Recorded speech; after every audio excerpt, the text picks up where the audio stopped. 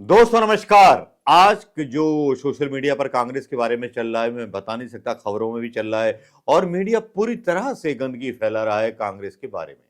लेकिन आप सबको तो खबरें रवीश कुमार की और अजीत अंजुम साहब की सुननी है और सबकी सुननी है, क्योंकि वो ब्रांडेड पत्रकार है। मैंने आशंका जाहिर की थी कि जब ये पत्रकार यूट्यूब पर आ जाएंगे तो हम जैसे लोगों की ना चिंदी उड़ जाएगी, और हो भी वही रहा है कि अब वो जो आईना आपको दिखाएंगे वही आईना आप देखोगे। ये हिंदुस्तान के लोगों की खासियत है। इस खासियत से आप अपना पीछा छुड़ा नहीं सकते।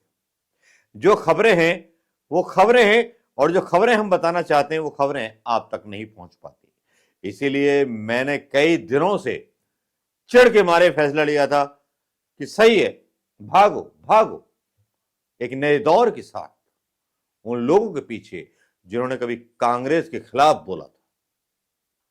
एक मैं था जो कांग्रेस के सपोर्ट में जब खड़ा था, जब कोई पत्रकार न था, कोई नेता न था। आज शुक्र हो ऊपर वाले का, गांधी जी का और राम का, कि कम से कम राहुल गांधी अपने खुद यूट्यूब वीडियो बनाने लगे और काफी कांग्रेस के नेता भी यूट्यूब वीडियो बनाने लगे। लेकिन यह सलाहकारों की कमी पड़ जाती है।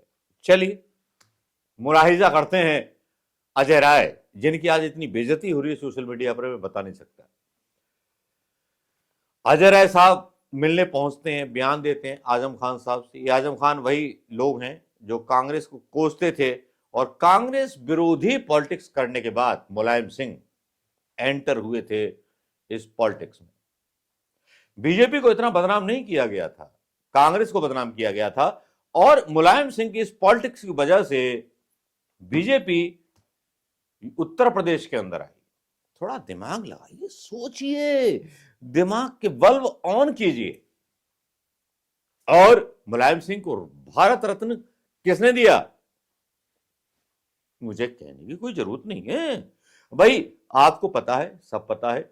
और उसके बाद भी कांग्रेस के नेता इस तरह का बयान देते हैं और बेइज्जत होकर के आते हैं।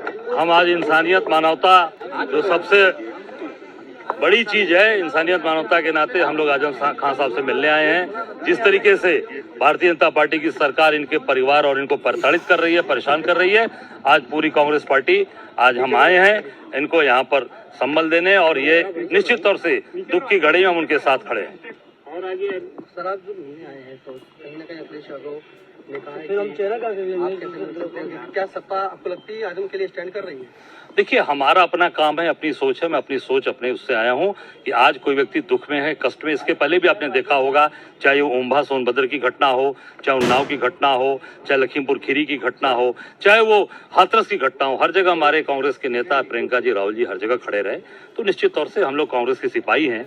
आजम खान साहब के ऊपर लगातार अत्याचार अन्याय हो रहा है, उनके पूरे परिवार को इस सरकार ने प्रताड़ित करके रखा हुआ है, उनकी वाइफ को बनकर रखा है रामपुर में, उनके बच्चे को हरदोई में बनकर रखा है, इनको सीतापुर में। हम लोग उनसे मिलने आए हैं और निश्चित तौर से अपनी पूरी कांग्रेस पार्टी की जो ताकत क्षमता है वो उनके साथ खड़ी है, और ये हम उनको आज यहाँ पे संबल प्रदान करने, ताकत प्रदान करने।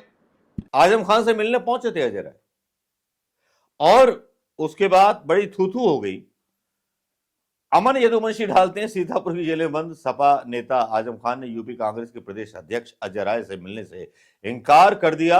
आजम खान साहब को पियर का चाचा समझने की गलती ना करे, उनको बिन पैंदी का लोटा समझने की गलती ना करे। देखिए, कांग्रेस का विरोधाभास देखिए, ये अमन यदुवंशी जो हैं कांग्रेस के ही हरियाणा के कोऑर्डिनेटर हैं, और कांग्रेस के खिलाफ ही क्या शानदार छक्का मारा है इन्होंने।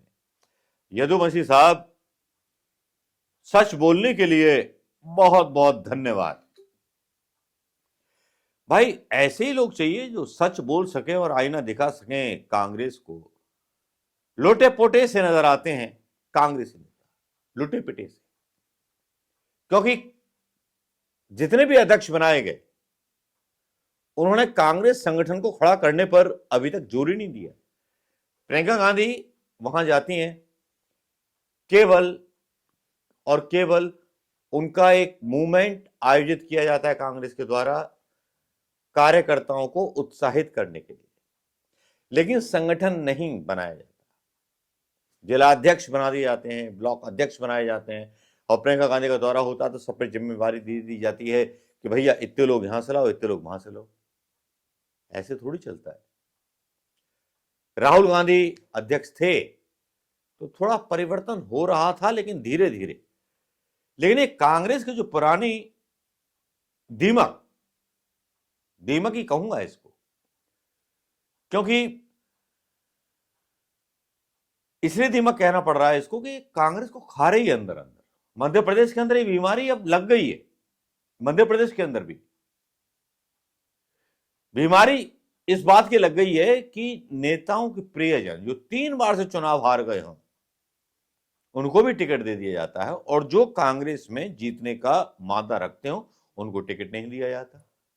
ऐसा ही उत्तर प्रदेश में हुआ लोकसभा चुनावों के बंटवारे के वक्त।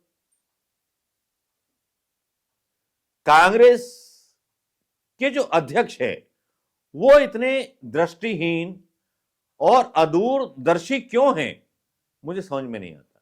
राहुल गांधी मुझे लगता है ज्यादा जेंटलमैन नेता हैं, जिनकी वजह से ये सारे फफूंद और जो कवक हैं और जो बैक्टीरिया हैं वो फल फूल रहे हैं।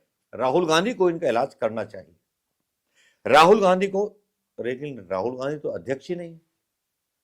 अध्यक्ष तो हमारे मल्लिकार्जुन साहब हैं, तो मल्लिकार्जुन साहब भी दूर रहते हैं। जिस तरह से छत्रपों को उम्मीदवार चुनने की आजादी दी गई है, ऐसा पहले कभी नहीं हुआ कांग्रेस में। हाईकमान टिकट तय किया करता था, एमएलए हो या एमपी हो। पहली बार हो रहा है कि कमलनाथ की जय। ठीक है भैया, जिले लाई कमलनाथ साहब बन जाए मध्य प्रदेश के, और अशोक गहलोत जिले लाई बन जाए राजस्थान के। सचिन गहलोत क्या पकौड़े तलने आया था?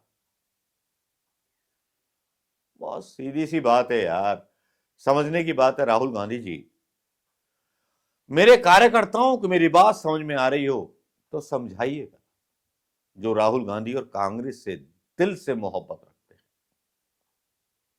जहां मैं रहता हूं वहां सप्रे को टिकट दिया गया है, नम्रता सप्रे को, कांग्रेस से। पहले सिंधिया समर्थक थे यहां जो बीजेपी में शामिल हो गए। सप्रे को पूरा सपोर्ट रहेगा मेरा। मैं 3 दिन उनके साथ प्रचार भी करूंगा। प्रचार भी चल रहा है, बस जानते हैं ना, व्हाट्सएप ग्रुप सब सेट है। और ये सीट कांग्रेस की निकलेगी बीना की। अगर ना निकले तो मेरे मुंह पे आप लोग थूक देना और मुझे अनफॉलो कर देना। सागर की सीट बीजेपी की पक्की है, क्योंकि मैं आज सागर गया था, वहां गया था, और एक और विधानसभा में गया था, वहां भी गया था। लेकिन वहां एक जगह, मतलब दोनों जगह गलत उम्मीदवार चुने गए। अपनी ताकत तो मतलब लोकल हैं आप, सारे मुद्दे जानते हैं, और वहां दिग्विजय सिंह और कमलनाथ जी की लड़ाई चल रही है आपस में। ओवर कॉन्फिडेंस हो रहे हैं कि मध्य प्रदेश तो हम जीत गए। इसी बात का बहाना मिल जाता है सबको कि जीत जाएंगे। लेकिन मल्लिकार्जुन खड़गे अगर लगाम नहीं कस पा रहे तो राहुल गांधी जी को तो कम से कम जेंटलमैन पॉलिटिक्स छोड़ देनी चाहिए, चले जाना चाहिए। उनके समर्थक निराश होते हैं हार से। यह आजकल की दुनिया में यह नहीं चलता है, एक चाटा मारो दूसरा गाल आगे कर दो। राहुल गांधी जी किस दुनिया में जी रहे हैं आप? दुनिया अलग है और हिसाब किताब अलग है। आपके खुद के नेता आपके साथ डिच कर रहे हैं, धोखा कर रहे हैं, कांग्रेस के नेता। यह सच्चाई अगर समझ में आए तो समझ लेना, वरना जाने देना। कोई फकीर कह गया, जिसको कोई तुमसे लालच न था, जिसने हत्या के प्रयास सहे, जिसने एक्सीडेंट और पूरी फैमिली के प्रयास को सहा कि उसकी हत्या हो जाए, कह दी है ये दिल से बात। समझ सको तो समझ लेना। और जय बजरंग बली की और जय श्री राम। कम से कम कांग्रेस जय श्री राम के नारे को जय श्री राम में बदल पाती, क्योंकि राम ने भी कहा था और सारे देवताओं ने कहा था कि हमसे पहले हमारी पत्नी का नाम लिया जाना चाहिए। कांग्रेस तो कम से कम इसमें भी मैच्योर नहीं हुई है कि बीजेपी के जय श्री राम का नारा जय सिया राम के नारे से लगा सके। नमस्कार भैया, राम राम, जय हिंद।